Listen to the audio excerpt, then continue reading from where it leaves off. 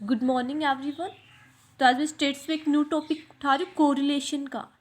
ठीक है, तो आज हम कोरिलेशन के बारे में पढ़ते हैं कि कोरिलेशन में होता क्या है, उसको मेज़र करने के लिए कितने मेथड्स होते हैं। ठीक है, तो कोरिलेशन का COR हटा दो तो क्या बनता है बच्चे? रिलेशन।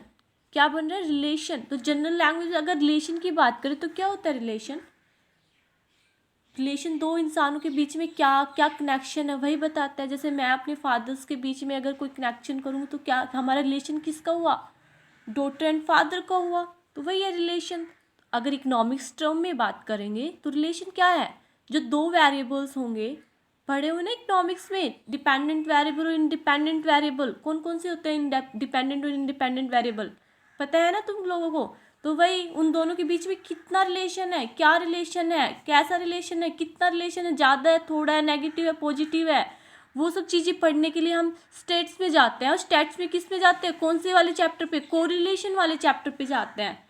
ठीक है बच्चे, क्योंकि भाई हमें पता है, हम जिन चीज़ों को जान चुके हैं कि जो स्टेट्स होते हैं वो हमेशा क्वांटिटी वैल्यू को लेती है। ये नहीं देखती कि मेरे और मेरे फादर्स के बीच में जो रिलेशन है, ठीक है, मैं उनसे कितना प्यार करती हूँ या फिर वो मुझसे कितना प्यार करते हैं, ये सब चीज़ें नहीं ली जाती है। वो हमेशा क्वांटिटी चीज़ों को लेते हैं। ये देखा जाता है उनकी कि अगर हम किस चीज़ को उसमें क्वांटिटी में उसको डिफाइन कर सके। जैसे हम लेते हैं ना कि प्राइस, चलो एक एग्जांपल लेते हैं, उससे ज़्यादा क्लियर होगा। ठीक है, जो हम इकोनॉमिक्स में पढ़ चुके हैं, प्राइस और क्वांटिटी के बीच में कैसा रिलेशन होता है, ये इकोनॉमिक्स में तुम पढ़ चुके हो। तो प्राइस है, प्राइस के इंक्रीज होने से जो हमारी क्वांटिटी डिमांड है, हम जो डिमांड करने लगते हैं वो कम करने लगते हैं। और जैसे ही हमारी प्राइस कम होने लगती है तो उन्हीं चीज़ों की डिमांड हम ज़्यादा करने लगते हैं। ठीक है, एग्जाम्पल लेते हैं जैसे पेन का। लेकिन पेन तो मतलब हम खरीद, क्योंकि ज़रूरी चीज़ है तो ये हमें खरीदनी पड़ती है, तो इस पर ज़्यादा वो नहीं होगा। हम लेते हैं समोसे पे। ठीक है, अगर एक समोसा है, ठीक है, क्या ले रहे हैं हम? समोसा ले रहे हैं। ठीक है बच्चे, अब समोसे कितने रुपए का आता है? हम जाते हैं और हम समोसा 10 रुपीज़ का खरीदते हैं। ठीक है बच्चे, जब मैं 10 रुपीज़ का जब समोसा है, एक जो समोसा है उसके जो वैल्यू है वो कितनी है? 10 रुपीज़ है। तो मैं कितना समोसा खरीद पाती हूँ?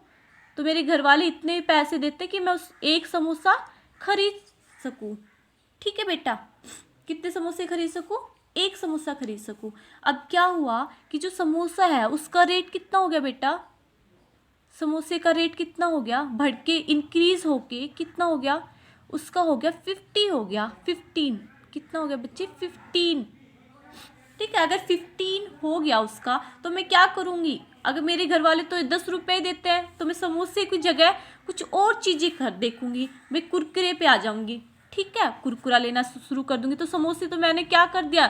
सेक्रीफाइस करना पड़ा। क्या करना पड़ा बच्चे? उसको सेक्रीफाइस करना पड़ा उस कि अब मैं उसको नहीं लूँगी। ठीक है बच्चे, वैसे ही अगर समोसे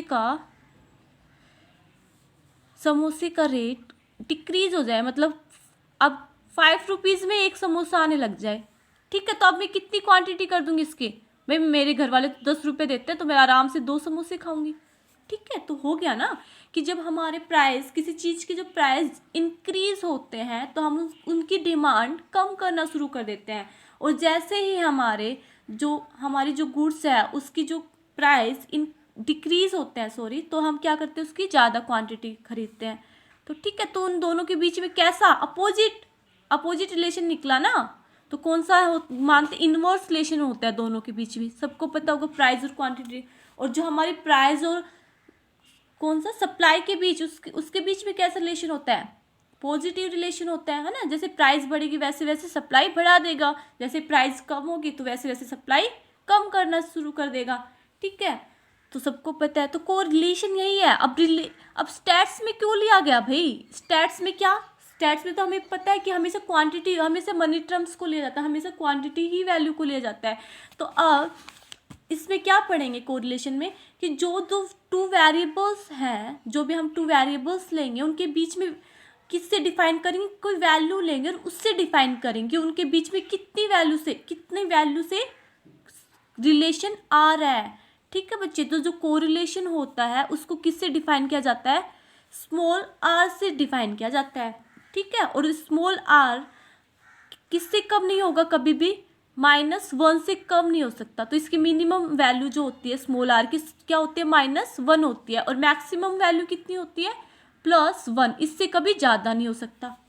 ठीक है, तो जो r की वैल्यू कितनी, मिनिमम तो -1 होगी और मैक्सिमम कितनी होगी, +1, इससे ना कम होती कभी भी, और इससे कभी भी क्या नहीं होती, ज़्यादा नहीं होती। ठीक है बच्चे, और इनके बीच में कोई भी वैल्यू आ सकती है, और उसको देख के हम बता सकते हैं कि इन दोनों के रिलेशन कैसे, ऐसी ऐसी वैल्यू आएगी और वैसे वैसे हम बताएंगे। जैसे -1 अगर वैल्यू आ गई, हम आगे क्वेश्चन करेंगे कैसे कैसे क्वेश्चन निकाले जाएगा, और उस क्वेश्चन की वैल्यू अगर -1 आ गई, ठीक है, उस क्वेश्चन को हमने निकाला और उसमें आंसर क्या आ गया, -1 आ गया।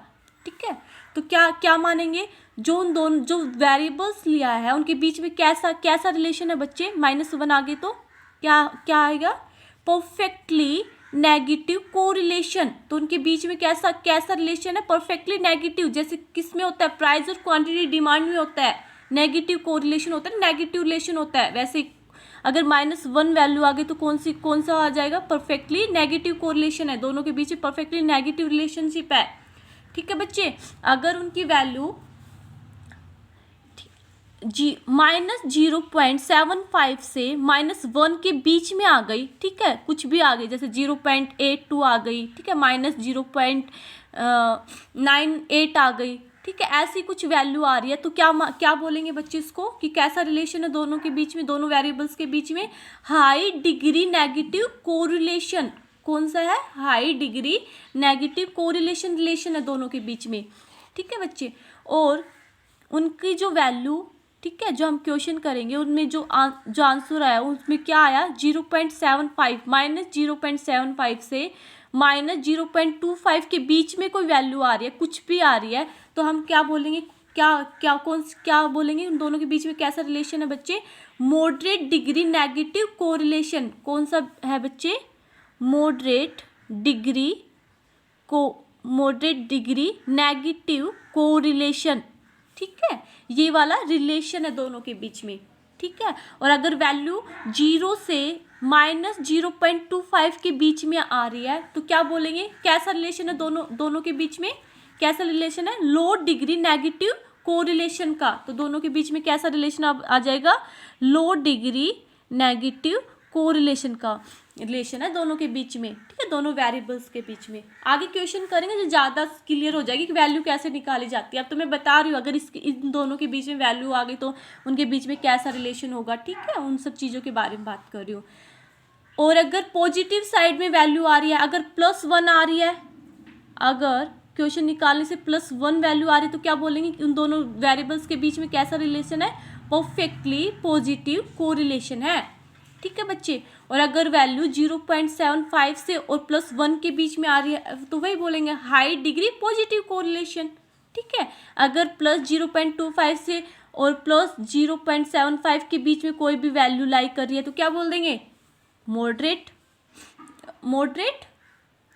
Degree positive correlation. ठीक है, और अगर वैल्यू लाई कर रही है 0 से 0.25 के बीच में पॉजिटिव है तो क्या बोल देंगे, लो डिग्री पॉजिटिव कोरिलेशन। ठीक है, चीज समझ में आ रही है। और अगर क्या हो, 0 वैल्यू आ जाए, क्या आ जाए बच्चे, 0, तो क्या बोलेंगे कि कोई भी दो वेरिएबल्स हमने लिए हैं वो गलत ले लिए हैं। क्या ले लिए बच्चे, गलत ले लिए हैं, उनके बीच में कोई भी रिलेशन नहीं है। जैसे क्या होता है कि अगर हम क्लास की बात कर रहे हैं, मैंने पहले बता भी चुकी हूँ, एग्जाम्पल मैं ले चुकी हूँ कि हम स्टैट्स में ऐसा नहीं कर सकते, फिर भी आज मैं दोबारा से मैं बता देती हूँ कि जब अगर क्या हुआ कि हम एक साइड में हम क्या कर रहे हैं कि हम कोई डेटा कलेक्ट कर रहे हैं। ठीक है, किसका, कि 11th क्लास में बच्चों के कितने मार्क्स आ रहे हैं। ठीक है बच्चे, ले लिया मैंने। ठीक है, तो 11th क्लास में क्लास मार्क कितने बन रहे हैं बच्चों के, ये कलेक्ट कर रहे हैं।